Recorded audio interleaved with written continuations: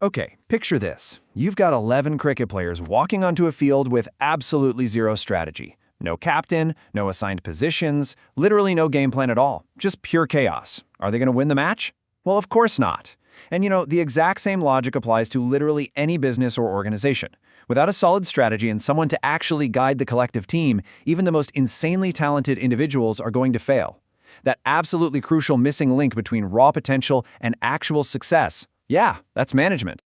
Welcome to This Explainer. Today, we're diving deep, and our goal is to take what might feel like dry, abstract management theories and turn them into dynamic, real-life skills. We are demystifying management, from theory to practice.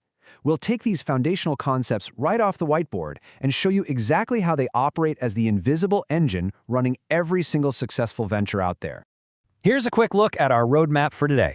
We'll be covering what management actually is, the shift from traditional to modern approaches, its core characteristics, and finally, the triple objectives. All right, let's jump right into Section 1. What is management? The core of getting things done. To really wrap our heads around this, imagine a village where the locals decide they want to plant a mango orchard. Everyone pitches in, they're super enthusiastic, some are digging, some are watering, others are handling the seeds, but without any real direction, after about 10 days, it's a total disaster. Water's wasted, seeds are rotting, and not a single proper sapling has actually taken root. Then in steps Mira, a young business student. Now she doesn't do the planting herself. Instead, she assesses everyone's skills, assigns specific roles, sets a clear 5-day timeline, and simply guides the team. 10 days later, boom, beautiful green saplings everywhere. And this brilliantly illustrates the core definition of management. It's the art and process of getting things done through others to achieve specific goals. It's a very specific talent. Mira didn't need to be the absolute best at digging holes, right? She needed to be the best at directing the collective effort. It's that skill of taking human resources and non-human resources, your tools, your time, your money, and coordinating them perfectly to hit a target. Now, there's a really sharp contrast between two words that people mix up constantly: efficiency and effectiveness. Efficiency is all about the how, doing things right. It means completing a task with minimum cost and minimum waste. But effectiveness, that's about the what, doing the right things. It means finishing the job on time and actually achieving the end goal you set out for. Successful management demands a perfect balance of both. Think about it. If you manufacture a product incredibly cheaply, but you deliver it to your client 2 years late, well, you were efficient, but you completely failed at being effective. You absolutely need both to win. Moving on to Section 2, the evolution, traditional versus modern approaches.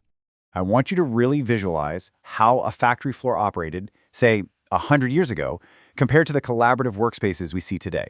It's a massive, massive shift.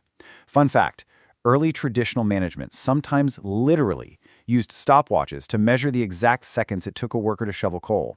They treated them quite literally like cogs in a machine.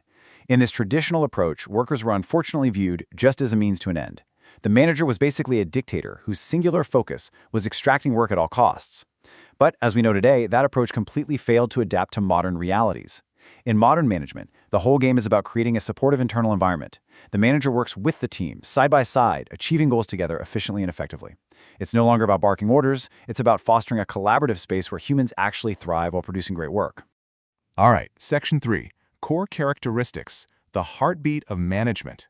So how does this actually look in practice? Notice how energetic and vital management really is. First off, it's a continuous process. It doesn't just stop after one successful project. It keeps running for the entire life of the company. It's heavily goal-oriented. It's all-pervasive, meaning it's universal. You need it whether you're running a massive multinational telecom company or just a small local school. It's a group activity, obviously, because one person can't do it alone. It's a dynamic function that has to rapidly adapt to external market changes. And finally, it's an intangible force. You can't physically hold management in your hands, but man, you definitely feel its undeniable presence when an office is operating flawlessly. Let's zoom in on one of those points for a second, because it's super important. I'm talking about the multidimensional nature of management. Management does not focus on just one activity. I want you to picture this as 3 interconnected 3D gears constantly turning. It's this complex, delicate web connecting the work itself, the people doing the work, and the operations tying the whole shebang together. To ground this, let's look at how these 3 gears operate using a real-world example, like a furniture factory. Gear 1 is the management of work. This means setting the actual overarching goal, like fulfilling an order for 100 wooden sofas. Or, if you're a hospital, the work is treating patients. Gear 2 is the management of people. Human resources are your absolute most essential asset. This is about motivating your carpenters, understanding their strengths, and giving them the training they need. Then Gear 3 is the management of operations. This is the synthesis. It's the daily mix of assigning that specific work to those specific people to physically produce the output. Who is doing what, when, and with what raw materials. All three of these gears have to spin in total perfect harmony.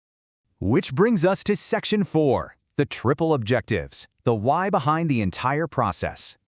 Okay, so we know how the gears spin, but what destination are they actually driving us toward? Modern management serves a higher triple purpose. Let's look at the really inspiring story of a woman named Smita Rai to explain this. Smita started a candle business in her village, and her management flawlessly hit all three of these objectives. First up, organizational. Survival, profit, and growth. Smita secured bank loans, made sure her sales covered her costs, and slowly expanded her product lines. Second, social. This focuses on the wider community. Smita generated vital employment opportunities for impoverished local women, creating fair jobs while ensuring her production didn't pollute the local environment. And third, personal. This is completely focused on the individual employee. Smita paid her workers fair wages, made sure they weren't totally overworked, and taught them valuable new skills. A truly masterful manager balances all three, keeping the business growing, helping society, and enriching the lives of the people actually doing the work. And that actually brings us to the end of our explainer. But before we wrap up, I want to leave you with a provocative question. How are you going to apply these triple objectives in your own future business or career? The beauty of this stuff is that it is universally applicable. Whether you're leading a global corporation, launching a local startup out of your garage, or just trying to organize a complex group project, remember to balance efficiency with effectiveness. Keep those three gears of work, people, and operations turning smoothly, and always aim for that triple objective. Take these concepts, pull them off the screen, and bring them into your world. Thanks so much for joining me on this explainer, and keep learning.